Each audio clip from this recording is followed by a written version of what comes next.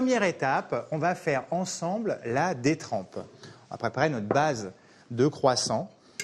Alors, on est bien attentif, vous pouvez éventuellement prendre des notes, vous verrez, la pâte à croissant, c'est une multitude d'étapes.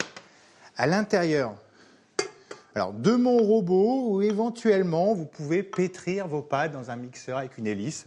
Dans ce cas, vous ne mettez pas le temps que je vous donne. Donc, une farine à gâteau, une farine avec un peu plus de force.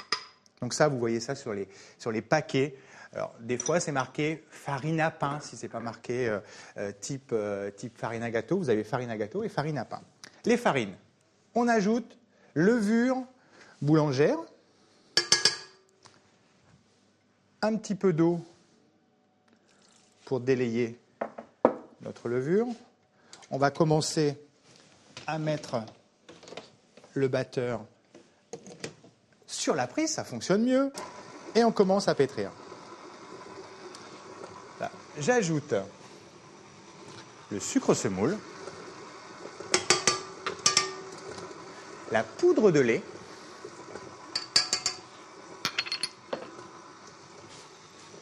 une pincée de sel, le beurre. Alors, un beurre, on va dire un beurre pommade, un beurre mou.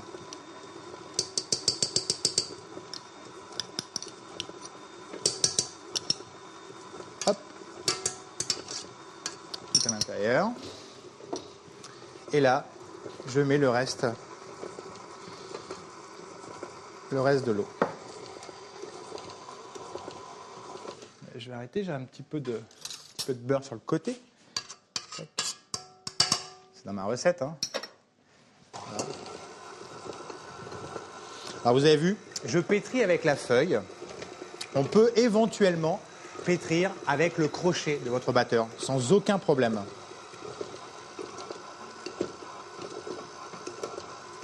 Donc là, avec la feuille, comptez 4 à 5 minutes.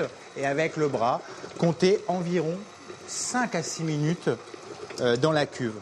On va donner un petit peu de corps à notre base de pâte à croissant. Donc là, ensemble, on fait la détrempe du croissant. Vous voyez, la pâte commence à être homogène et elle adhère un petit peu sur les côtés de la cuve et on donne de l'élasticité.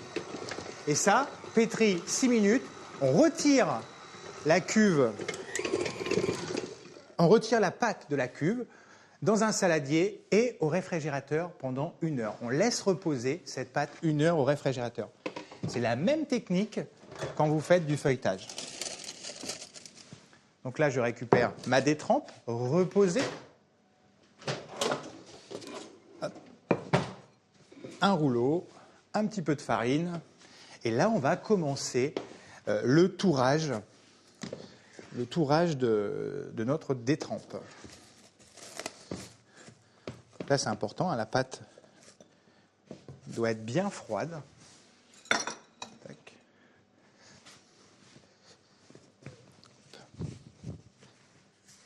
On va mettre à l'intérieur le beurre que j'ai étalé entre 2 feuilles de papier cuisson.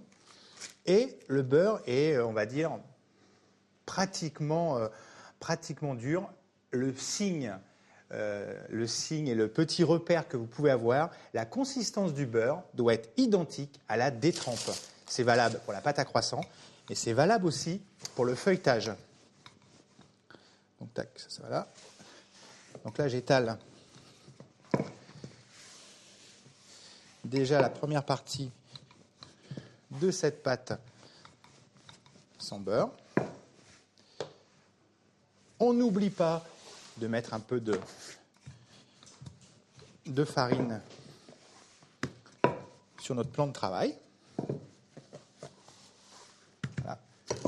Le beurre. Tac.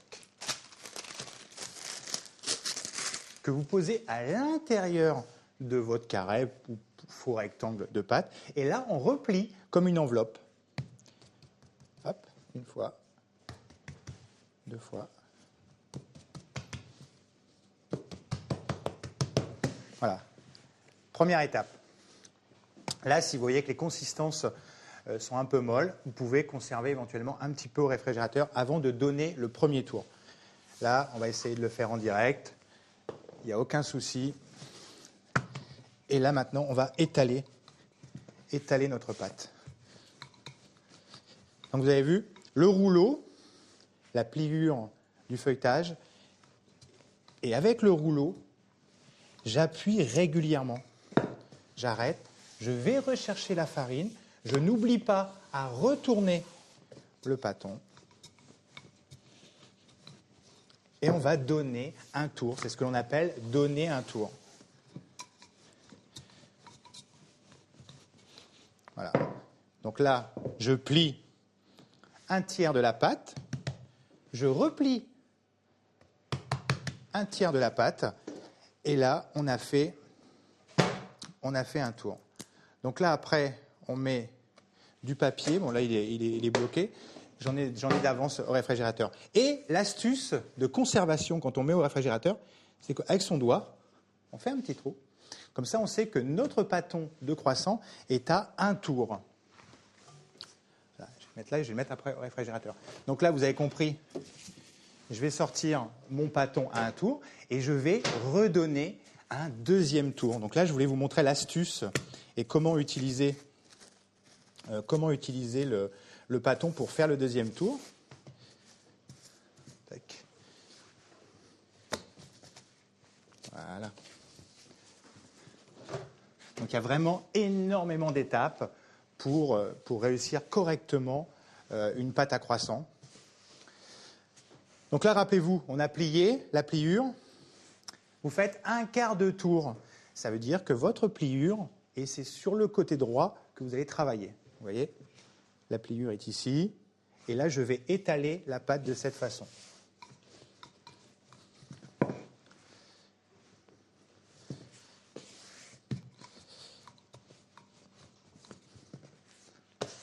Et toujours le même principe, je vais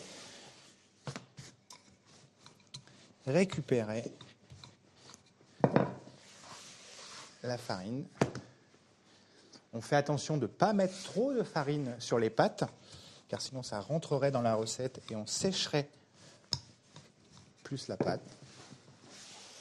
Ça, vous pouvez préparer d'avance, vous pouvez préparer vos pâtons et les conserver sans aucun problème, éventuellement à 2 tours au congélateur. Et la veille que vous voulez travailler vos croissants, vous faites votre dernier tour sans aucun problème. Et vous avez vu, je n'ai pas changé le sens du rouleau. Là, on est ici, mais on a toujours la première pliure qui est ici. Donc j'étale toujours dans ce sens-là. Donc ça, c'est important.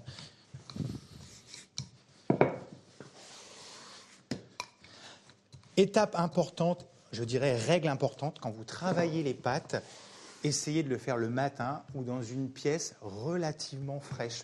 C'est vraiment problématique de travailler les pâtes où il fait très chaud. La pâte colle, elle s'abîme. Donc faites-les vraiment le matin ou quand il fait pas trop chaud. Et vous avez vu comment je vais progressivement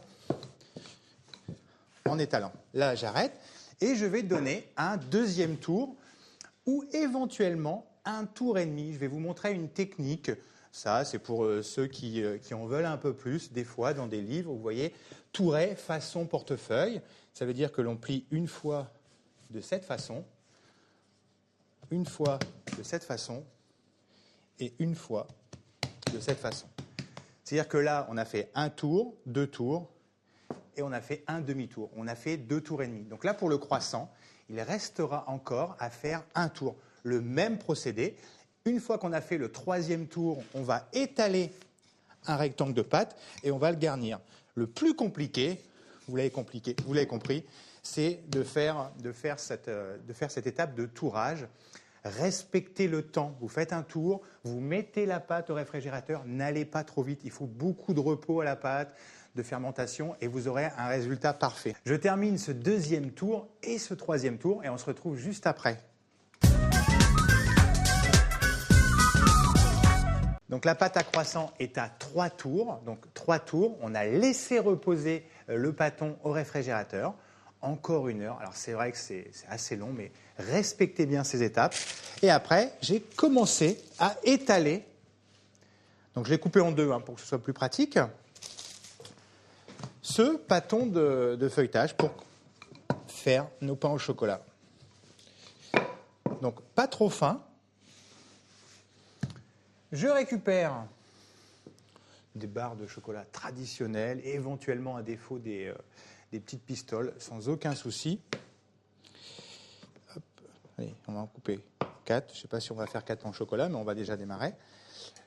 Alors là, je me suis fait un petit repère de taille, mais vous pouvez le faire à la largeur que vous souhaitez. Donc ça, je récupère cette pâte à croissant que j'utiliserai tout à l'heure pour le dessert suivant. Je mets la barre. Donc là, j'appuie légèrement. Je retourne de cette façon et je coupe.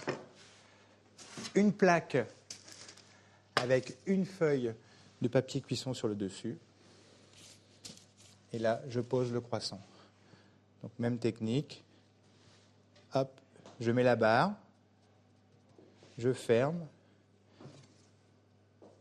Et je tourne.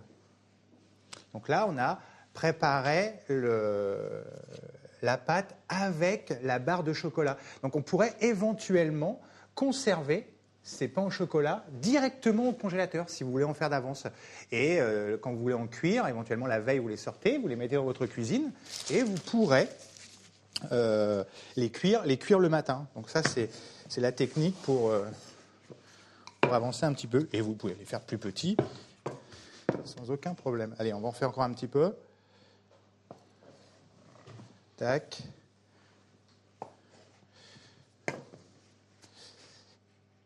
Ma pâte à croissant, mon petit bâton que je pose, je plie, je soude légèrement, je serre. Donc la petite pliure est en dessous et je pose sur la plaque. Voilà.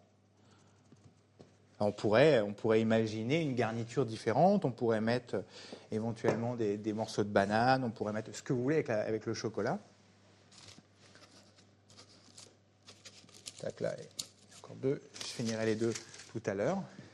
Et voilà l'étape, je dirais, l'étape délicate de la pâte à croissant. Alors, c'est la même pâte que vous utilisez pour faire vos croissants.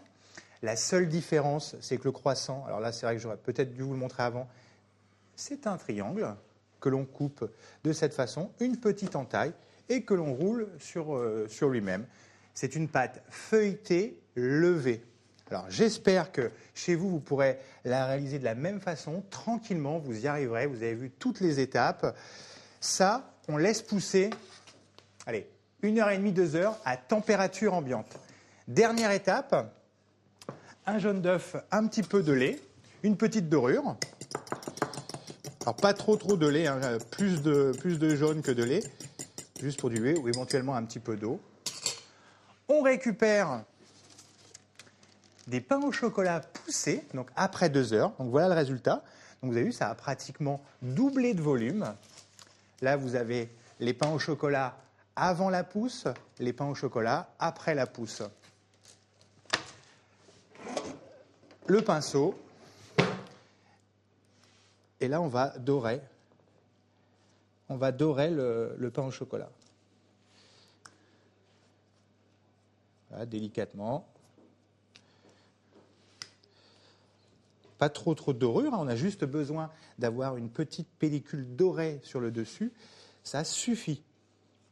On ne veut pas une omelette sur notre viennoiserie.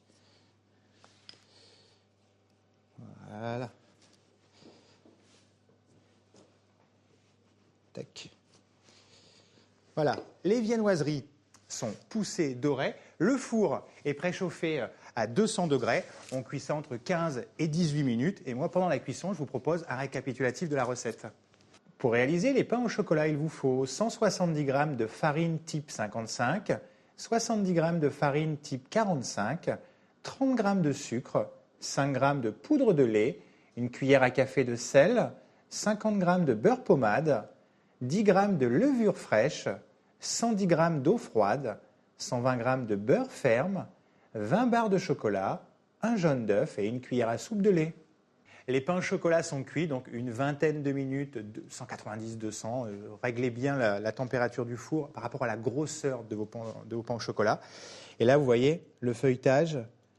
On voit les petites couches intercalées entre le beurre, la pâte, et c'est ce qui apporte, je ne sais pas si vous allez entendre, tout ce croustillant que l'on parlait tout à l'heure et que je vous disais au début d'émission.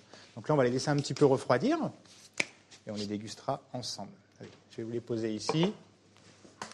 Celui-ci, je vais l'écraser, je vais l'enlever un petit peu. Voilà.